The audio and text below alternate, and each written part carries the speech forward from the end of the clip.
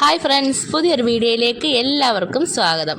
അപ്പോൾ നമ്മൾ ഇന്ന് ഉഷ ജനോമിയുടെ മിഷനകത്ത് ഓവർലോക്കിംഗ് ആണ് ചെയ്യാൻ പോകുന്നത്.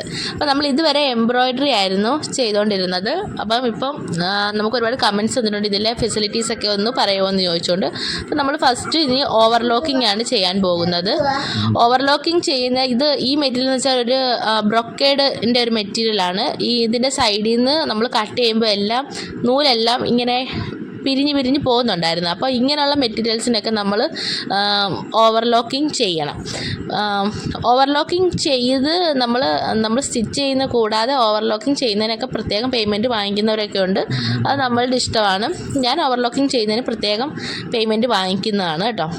അപ്പം കഴിവതും മാക്സിമം എല്ലാവരും അങ്ങനെയൊക്കെ ചെയ്യുക. അഡീഷണൽ ഓവർലോക്കിങ്ങിനൊക്കെ പേയ്മെൻറ്റ് ഉള്ളതാണ് കേട്ടോ. അപ്പം നമുക്ക് നല്ല നീറ്റായിട്ട് ഓവർലോക്കിംഗ് ഇതിനകത്ത് ചെയ്യാൻ പറ്റും. കൂടുതലും വൈറ്റ് കളറിലെ ത്രെഡ് വെച്ചാണ് നമ്മൾ ഓവർലോക്കിംഗ് ചെയ്യുന്നത്. പിന്നെ നമ്മൾ ഓവർലോക്കിംഗ് ചെയ്ത് കഴിഞ്ഞിട്ട് നമ്മുടെ മെയിൻ ക്ലോത്തിൽ ഒരൊറ്റ സ്റ്റിച്ചിൻ്റെ ആവശ്യമുള്ളൂ. നമ്മൾ 2 സ്റ്റിച്ചൊന്നും ഇടേണ്ട കാര്യമില്ല. ഓവർലോക്കിങ്ങും ഒറ്റ സ്റ്റിച്ചിൻ്റെയും കാര്യമേ ഉള്ളൂ. പിന്നെ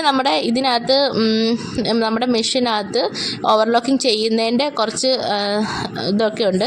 ബട്ടണൊക്കെ ഏത് രീതിക്കാണ് വെക്കേണ്ടതെന്നൊക്കെ ഉള്ളത് അത് ഞാൻ കാണിച്ചു തരാം.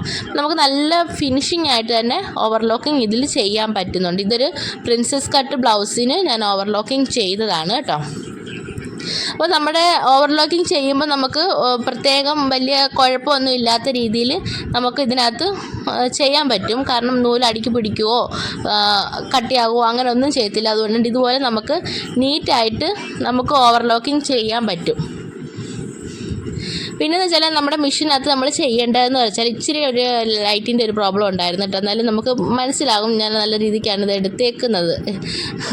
ലെങ്ത് നമ്മൾ 0നും 1നും ഇടയ്ക്കുള്ള ആ ഒരു പോർഷൻ ഉണ്ടല്ലോ, സ്ക്വയർ പോലെ ഇരിക്കുന്നത്, അവിടെയാണ് ലെങ്ത് നമ്മൾ വെക്കേണ്ടത്.